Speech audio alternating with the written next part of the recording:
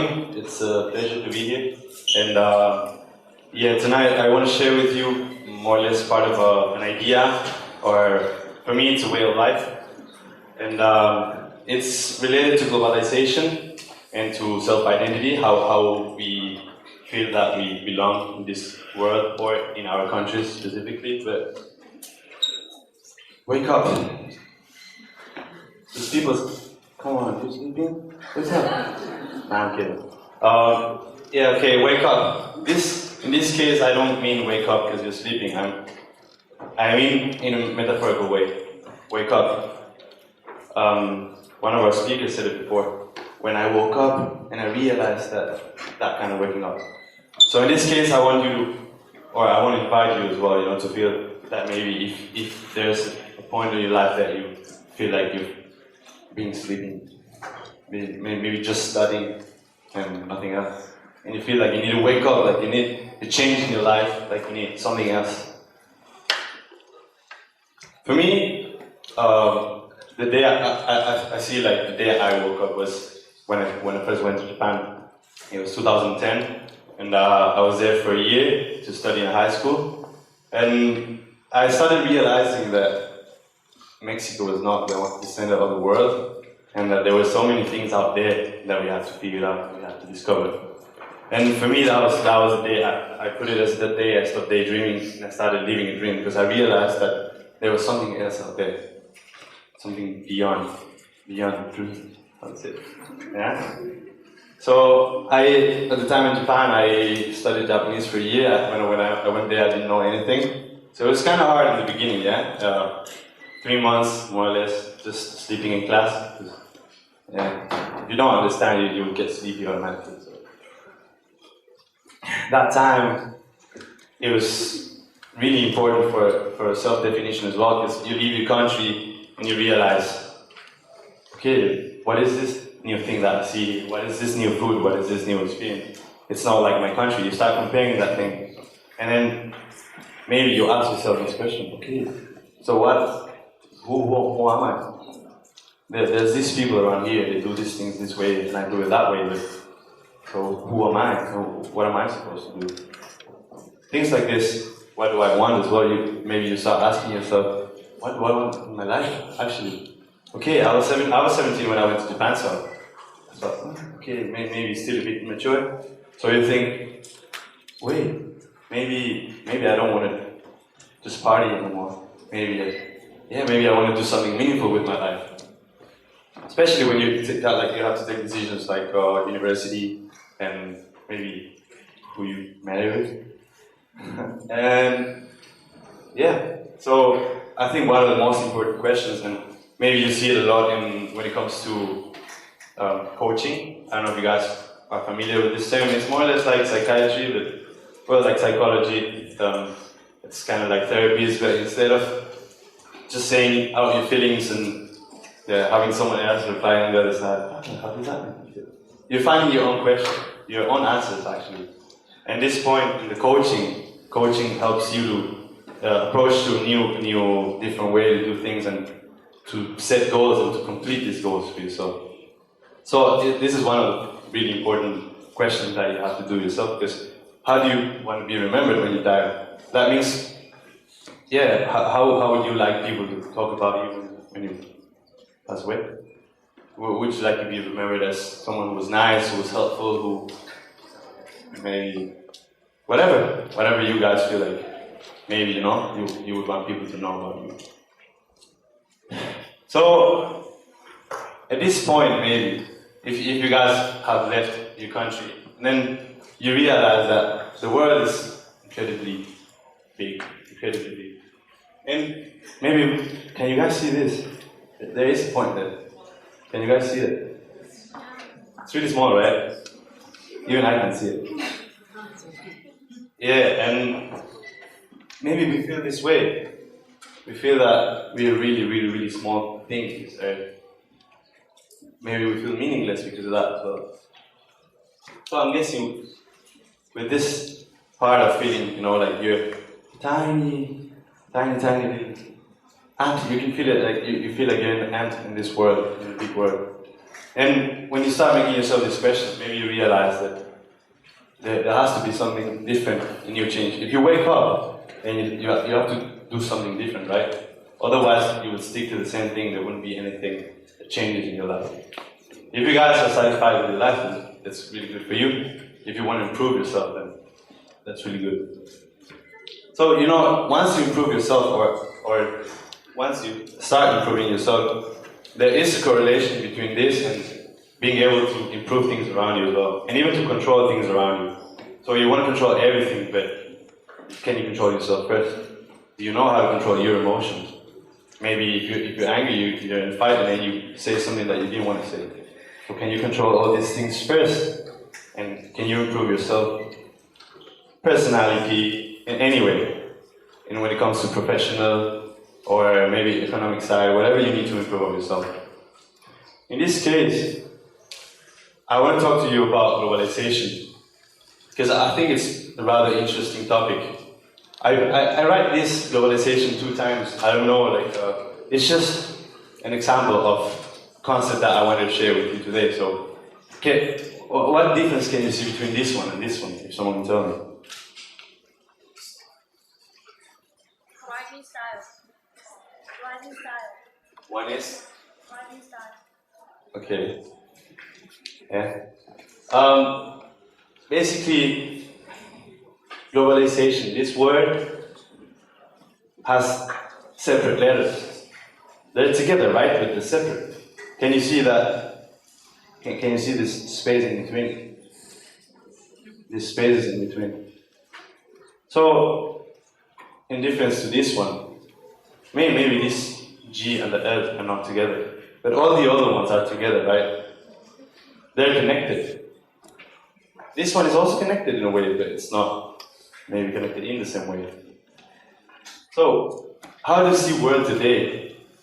Have you guys thought about globalization as we know it today? Have you guys think about maybe there's something that we're missing? Especially if you remember the fact that there's borders and that we all need visas, and then there's issues with not being able to cross from one side to the other. Globalization, as I believe, as we know it today, or maybe as we think about it today, would be part of these things. Diagnosis that includes maybe science, economy, and technology. So yeah, I can see a few Macs in here, or I can see other things. That is kind of globalized, right? Because we have these things, maybe someone created it in the States, and then they bring it here. And then you see clothes as well, maybe something that's created in another country. Even the music, the media, all the media is here.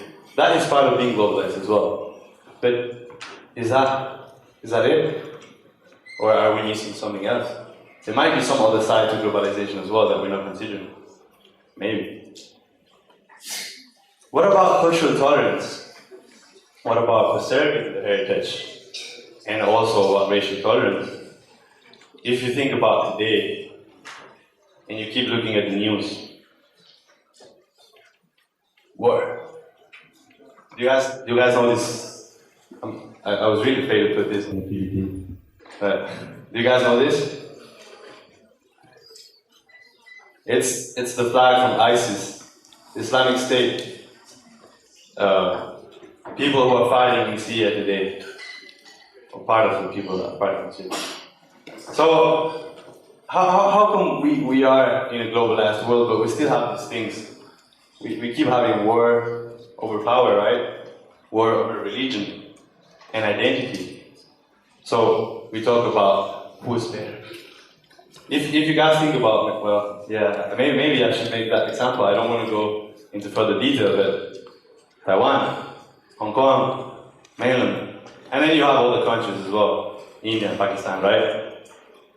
I want to share with you a story that is more or less related to this fact that there's a lot of refugees. There's been a lot of refugees lately. If you heard, maybe the last summer was crazy. They were all running away from Syria, and they were trying to go to Europe, trying to find opportunities. And it's quite interesting because we only see that in the TV. We only know about the refugees from what we see in the TV, and sometimes it could be quite surprising. Nami. I don't know if I'm pronouncing it right. So I want to share with you a story that I had back in 2014. Basically, I was traveling around Kazakhstan. I wanted to meet some of my friends I met in Malaysia, and I also wanted to study Russian. So it was kind of like a purpose for me to go. And after Kazakhstan, I was planning to go to Georgia, and then go to Turkey, and then fly back to Malaysia. And during my stay in Kazakhstan, everything was great. I was there for a month. I studied Russian language. I learned a lot of things. And by the time that I finished my stay in Kazakhstan, I flew to Georgia. And I had planned to stay in Georgia for 5 or 6 days, more or less. I wanted to go to Georgia, and then maybe from there, actually not maybe, yeah, from there I wanted to take a flight to Turkey. And the problem that happened with me was, especially when traveling, I feel like risk is fun, but sometimes risk is also not so fun. And I learned my lesson as well, because I was taught that maybe staying in a tent or couch surfing or all these things will always be safe. I'm not saying it's not safe, I'm just saying there's always going to be a chance or a possibility of something happening, right? There's always a danger in it. So basically, after that, this experience, I was in Georgia, and within the third or fourth day of my stay, I got my passport stolen. And I became kind of like a refugee as well. Basically, this was my home. I was staying here for 3 weeks and a half, more or less. And yeah, I ended up here because I met some people through couchsurfing, and they told me that there was some people staying in a park, and they had more or less like a camp over a protest. So I just went there with my backpack and my stuff, and I met a few refugees as well that were there maybe for a year already. They were coming from Iraq, and I became friends with them.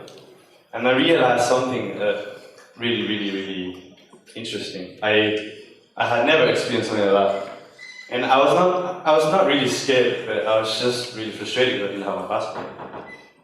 This is the inside of the place. Yeah, I found it quite fun. It was a different experience for sure. And I was dealing with another guy, with one of the guys from Iraq. We were sharing everything. This is just wood floor, and it was around September something, so it was kind of getting cold already. It was not really. Yeah, this area, you can see this is the light. It was like really old truck. It was broken. And I stayed with them, and I learned a few things from them, because by the time that I got there, I was really kind of out of money already. And the experience that I had was really fascinating, because I adapted to the things that they were living for a year already. They were getting water from a different park. They were just getting, in Georgia, you can drink the water from the tap. So they were getting water from one of the parks, and then they were going to the market every day. We started going to the market every day and just ask for vegetables that people didn't want. You know, when you have the really nice ones and then the ones that no one wants. We would take those ones for free, because the people would rather just give it to us and throw them away. And we got these things, and we were making one soup a day. Vegetable soup a day, one. We had a bonfire, we were just making the soup and eating. And that made me ask myself a lot of questions as well. I realized that I was there for 3 weeks and I didn't use money at all, but I still survived. You're depending on people's help, that's for sure. But yeah, like my perspective changed. There was something else that made me wonder, like, wait, do we really need money, for example? Is money really necessary? Is it? Do you know this guy? Handsome, right? And try it. Yeah. So I had to ask myself, is money really necessary? Do we really need money? Maybe. It's quite extreme to think about that. But all these kind of questions, also this question specifically, because I didn't have my passport and I got really frustrated. I didn't get the point of paper being so important. It's not a paper because it's really important, right? So yeah. It made me question about the borders, like what borders really mean. Are there really borders in our countries? Can you see these things separating all from each other. What if you're born here? And like, how do you define that? You know, it's quite controversial. Right? So this is talking about Donald Trump. Oops, the other way. Talking about Donald Trump. Yeah, and then I added to the border thing because he was. Hello. Sorry. He wants to build a really big border. He wants us to pay for it, Mexicans. And this is the border between Holland and Belgium. So maybe you can see the difference, right? Like I think there is a difference in the concept. How maybe if you call it European Union, they are together but they're separate at the same time, right? They're still that country, but they're together. Unlike Mexico and USA. So apparently we have a lot of issues. This is an example of what I was talking about. For example, I would say that the bigger the difference, the bigger the contrast. This is when we're talking about identity, for example. So we want to identify ourselves, we need to contrast with something else, right? India and Pakistan are really close. I mean, they're geographically together, next to each other, right? And culture, they have similar music, really similar language. And yeah, if we ask ourselves, if I tell an Indian guy, oh yeah, roti canai or something, I don't know, whatever. No. It's the same food. No, it's not the same food. It's part of identity, right? And sometimes someone can get hurt because of this. You can get offended. Some of these topics are really delicate, especially when it comes to identity. So I put here horizontal scale, vertical scale. So when you have these contrasts, maybe the fact is that you're comparing each other with a vertical scale. So it's like who is the top and who is the bottom. Who is better? I am better because I'm on top of you. You are below me, so you're not that good. I'm kidding. But instead of having horizontal scale, what about thinking this? Like we're all the same, you know? We're different, but we're the same. So we're in the same scale. No one is better than anyone else. The yin yang, you know the yin yang, of course. So the bigger the contrast, the easier identity is defined, right? Maybe you agree, maybe you disagree. But it's a fact. You can see this white because of black. You wouldn't be able to see it if you didn't have the other color.